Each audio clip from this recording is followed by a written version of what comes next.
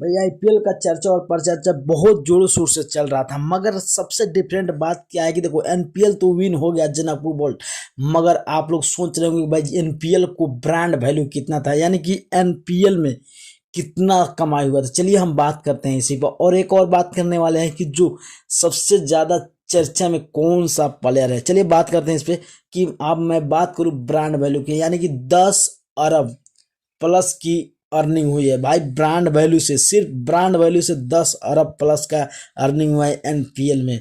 और मैं बात करूं कि देखो सबसे पहले बहुत सारे टीमों ने खेला, बहुत सारे देश का प्लेयर आए थे, मगर भाई जनकपुर बोल्ट के ओर से एक जेम्स निशम बैटिंग कर रहे थे जो न्यूजीलैंड के प्लेयर थे भाई।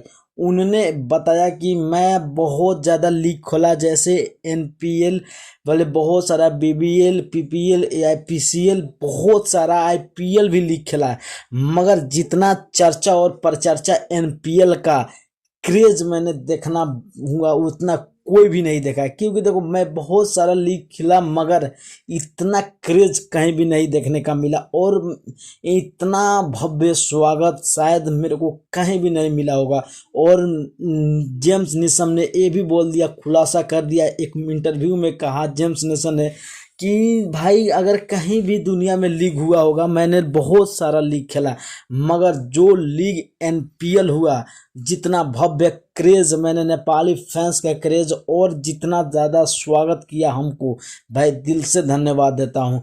मगर ऐसा लीग शायद मैं अभी तक इतना लीग खेला, मगर मेरा अभी तक कोई भी नहीं टीम चैंपियन बना था, मगर मैं फर्स्ट टाइम यानी कि एनपीएल लीग में मेरा टीम विन हुआ, यानी कि चैंपियन बना। इससे भी मैं बहुत ज़्यादा खुश हूँ, और नेपाली का क्रेज देखते हुए नेपाली को मैं थैंक यू और धन्यवाद बोलता हूँ भाई। इतना कहते हुए जेम्स ने बहुत सबका दिल जीत लिया। और अर्निंग का बात करें तो एनपीएल में सबसे सफल यानी कि सबका ज़्यादा महत्वपूर्ण भूमिका पारस खटका का था, जो कि सचिव पारस खटका ने बहुत अच्छे तरह इनको बिताया, और इनमें करीब 10 अरब की ज़्यादा संपत्ति को कमाया। चलिए बात करते हैं, इतना ही पे बंद करते हैं। अगर आप लोग नए हो तो चैनल को सब्सक्राइब करके लाइक कर देना, और नेक्स्ट वीडियो के लिए फॉलो कर लेना पेज पे। Okay bye.